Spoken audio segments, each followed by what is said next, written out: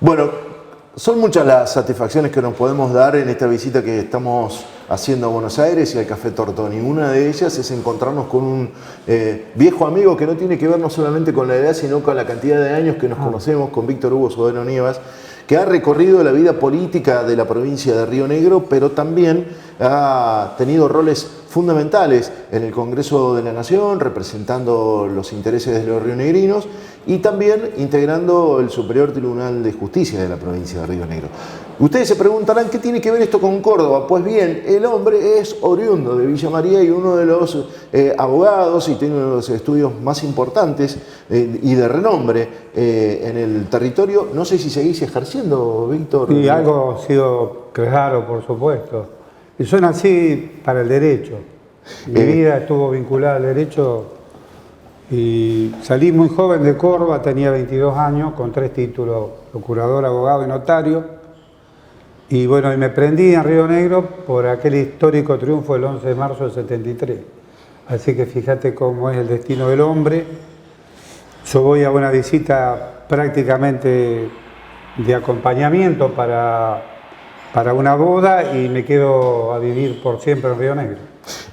Un hombre que además representó lo que tenía que ver con un emblema de lo que era la producción en algún momento del país, cuando hablábamos de minería y cuando hablábamos del socavón de Sierra Grande. Desde ahí iba a salir la revolución productiva. Sí, fue el eslogan de campaña cuando Menem visitó Sierra Grande en plena campaña y quedó grabado, bueno, como aquel viejo mensaje de Sarmiento en la cordillera de los Andes, ¿no? Que nadie sabe nunca si lo escribió en castellano o en francés, pero que fue cierto, ¿no? Los hombres libres, la idea libre, lo que hoy es la libertad de expresión, bueno, lo que son derechos fundamentales. Bueno, en ese tiempo la gente creía desde lo social en los hombres carismáticos y los hombres del peronismo siempre fueron emblemáticamente carismáticos y cumplían con la palabra, o sea, había bienestar, había trabajo, había productividad. Es decir, vivíamos en un país que lamentablemente las generaciones que vinieron después de nosotros no conocieron, que era la juventud del trabajo y de la cultura del trabajo, que fue lo más importante. Siempre fuiste un hombre que además te ocupaste de hacer del estudio y de la capacitación una conducta permanente. Eso te llevó a ocupar, primero, roles de preponderancia en la política, con un recorrido que no fue menor y con un nivel de representación en el justicialismo de Río Negro que te llevó a ser precandidato a gobernador incluso y diputado nacional. Pero por sobre todas las cosas, los que te conocíamos en la época sabíamos que hablar de la figura de Víctor Hugo Sodero Nievas tenía que ver con eso, con un hombre que se capacitaba de manera permanente y constante.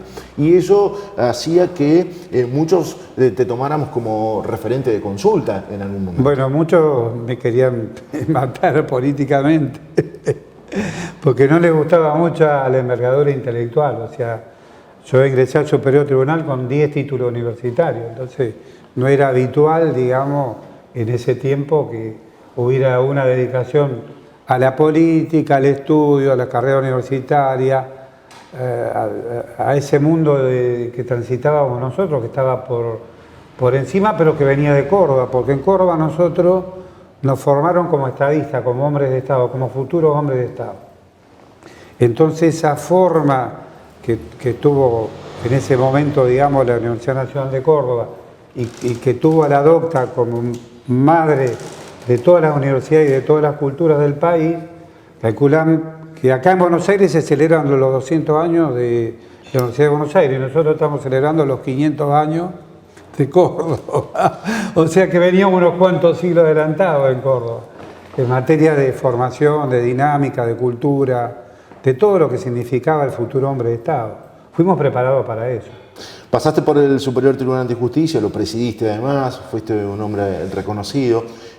Sos un hombre con el que identificamos además siempre estudiando, analizando y vinculándote con lo que tiene que ver con el ejercicio de la justicia. Claro, la política representa el todo. Nosotros somos arquitectos y diseñadores de un gran país, de un gran proyecto nacional, que aglutina, que suma, que integra que redistribuye y que hace justicia social. O sea, si hay un dirimente, digamos, del justicialismo como bandera, digamos, de realización de la igualdad, es la justicia social. Y en ese punto nosotros nos paramos siempre, viendo las cosas desde lo social, no desde lo individual, no para nosotros, sino para el otro. O sea, ese hacer para el otro implica un compromiso de vida. Yo, en mi función como juez, nunca dejé de trabajar ni los sábados ni los domingos, nunca dejé de hacer mis 100.000 kilómetros por año, o sea, más de 4 millones. Nunca dejé de ejercer la presidencia visitando las cárceles. 5 veces fui presidente del Superior Tribunal.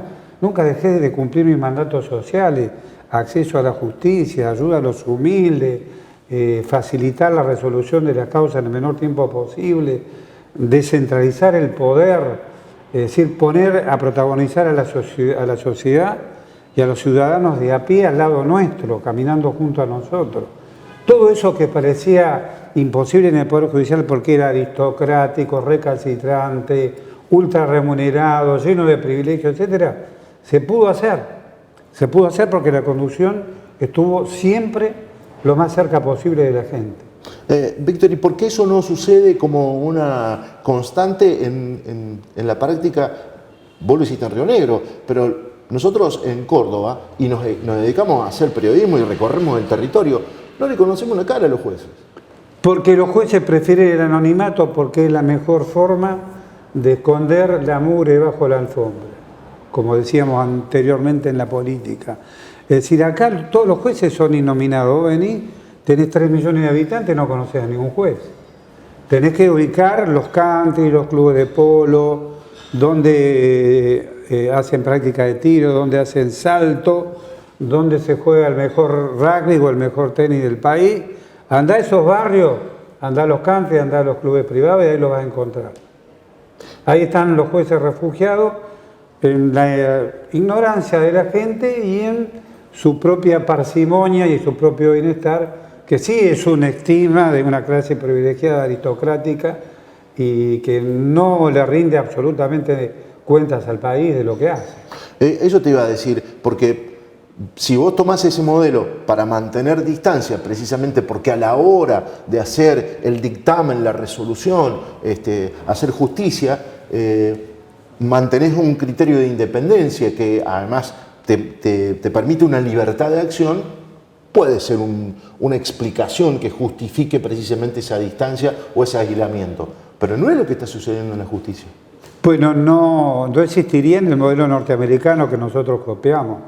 Los jueces de la Corte de Estados Unidos ni se conoce absolutamente ni la fotografía ni la vida privada, ni van a hacer reportaje con Feynman, ni recorren los medios de televisión como hemos visto en los últimos días que han hecho jueces de la Corte. Eso sería una causal de destitución de ese juez. Le promoverían un jury automáticamente. En los jueces de la Corte y en los tribunales supremos eso está prohibido directamente. Y debería ser igual en todo el mundo. Pero acá se ha popularizado la justicia a un límite que, bueno, ha trepado ya a actos que son reprochables, por lo menos moralmente.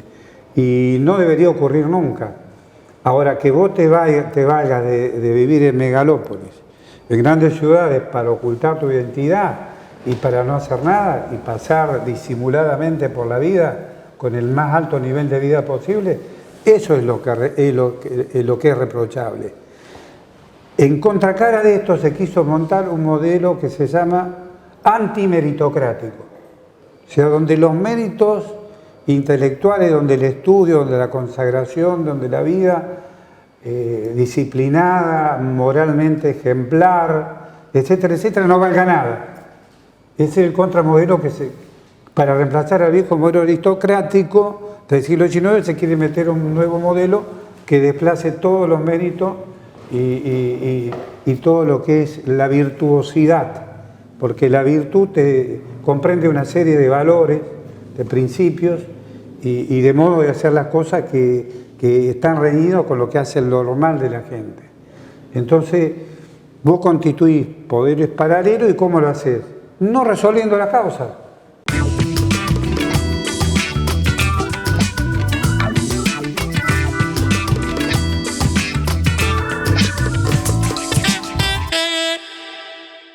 Cuando nosotros podemos hacer una evaluación de lo que es el recorrido de la vida de un hombre que se ha vinculado de la manera que vos lo hiciste con la política y llega a esta instancia caminando a la luz del día, mostrándose en cada uno de los lugares y encontrando por parte de la ciudadanía común, acá en Río Negro, en donde vos andás, demostraciones de afecto y de reconocimiento a lo que fue tu labor. ¿Cómo lo interpretás? Y porque yo sigo ayudando. Fíjate que cuando yo fui diputado nacional, yo tuve la responsabilidad de estar en las comisiones más difíciles de ese momento, que fueron Medio Ambiente y Recursos Naturales, y después Legislación Penal y regímenes carcelarios. O sea, hicimos una gran reforma en ese tiempo, donde los principios de derecho ambiental ni se conocían.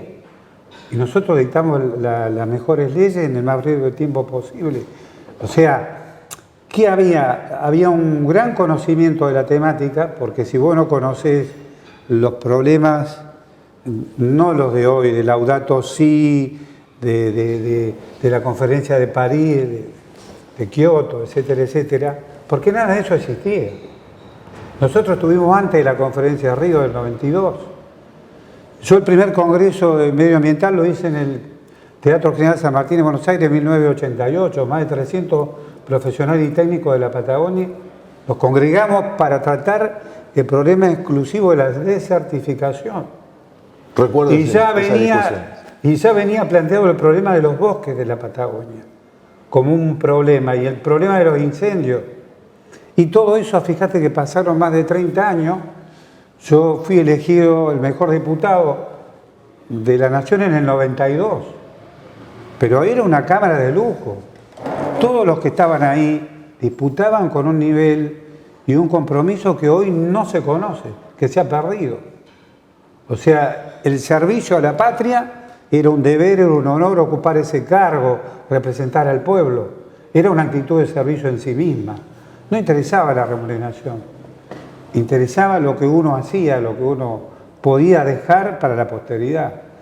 Así que hoy el tema ambiental es un patrimonio de todos, porque debemos concientizarnos todavía un poquito más, pero es mucho lo que tenemos prácticamente todos los gobernantes, municipios, intendentes, gobiernos provinciales, regiones del país, no solamente la nación argentina, y el compromiso con el Mercosur y los países que nos circundan. Sí, hay una gran, hay una gran tarea pendiente, donde la contaminación está hasta los ejes de la carreta, como decíamos en Córdoba, está empantanado hasta la cabeza del jinete. Fíjate vos, el emblemático riachuelo que se iba a sanear en una... Claro. Ya pasaron más de 30 años y está ejecutado un 25% del proyecto de saneamiento de Riachuelo. Por poner uno de los temas emblemáticos del siglo XIX, ni siquiera del siglo XX. Así que me imagino que en todas las provincias del país, inclusive en Córdoba, va a haber problemas ambientales tremendos que resolver, sobre todo en las grandes ciudades. Así que hay que incentivar para que no tengamos más grandes ciudades. Los modelos tienen que ser diagramados, las ciudades tienen que ser preestablecidas con planes ambientales absolutamente sustentables en el tiempo, y tenemos que pensar en las generaciones futuras. La otra parte que me tocó emblemáticamente, la del derecho penal, es un derecho penal en fuga. ¿En fuga qué quiere decir? Que cada vez atrapamos a menos delincuentes y tenemos menos conciencia de lo que pasa en la sociedad. Hay una sociedad marginalizada, totalmente excluida del sistema de justicia, que está convocada para el momento del crimen, para el momento del robo o para el momento de la violencia. Esa justicia no previene absolutamente nada. Simplemente es una justicia represiva, y cada vez menos represiva porque no tenemos la realidad y el dato concreto del delito que ocurre. Es una falsa estadística, es una falsa denuncia, es una minimalización de la problemática criminal y penal que encierra la convivencia diaria de todos los argentinos. Cada vez estamos más inseguros. No hay ninguna sensación acá, es una realidad. Cada vez nos golpea más fuerte. Y en la medida que crezca la pobreza, cada vez va a ser mayor, porque es multidimensional la causalidad que nos determina a que ocurran todos estos fenómenos que se vuelven fuera del sistema. Deberíamos estar preparados ya para una tercera etapa de justicia que no sea represiva, como fue históricamente, sino que encare otros modelos de sociabilización, de integración y de participación en la vida de las comunidades. Víctor, como siempre, hablar con vos es un placer y es aprender, absorber, y además nos deja sobre la mesa un montón de cuestiones que ahora nos vamos a poner a estudiar para ver, encontrar referencias y por qué camino se van haciendo acciones en los distintos ámbitos gubernamentales para precisamente poner énfasis en ese análisis. Mirá, hay un gobierno proclamado de científicos, debería haber un gobierno de sabiduría popular. Yo siempre respeté la inteligencia práctica, la inteligencia de los que colaboraban conmigo, no de los jueces que volaban más alto o querían ser intelectualmente más destacados. Me ubicaba en un término medio entre la sociedad, el hombre de Estado y el intelectual. Cuando vos promediás esos tres niveles, te salen las cosas bien. Pero cuando te querés transformar en un gobierno de élite, naturalmente te va a salir muy mal, sea que te transformes en un gobierno de CEO, como el que pasó, o en un gobierno de científico, como el que tenemos. Así que yo te agradezco la posibilidad, porque te tomaste un tiempo, nos esperaste, nos hiciste una apertura generosa como hiciste siempre. Estamos en el Tortoni, es un lugar emblemático donde te podemos escuchar y entrevistar. Siempre generoso, por lo menos con este periodista. Bueno, aprovecho para enviar un gran saludo a la comunidad de Río Cuarto, a la que conozco bastante bien, y particularmente a los villamarienses, porque tuvimos alguna rivalidad histórica, pero la aceitera General Dehesa, General Cabrera, esa ruta nueva, el aeropuerto, bueno, nos ha unido bastante, así que un abrazo de corazón para todos los amigos de allá.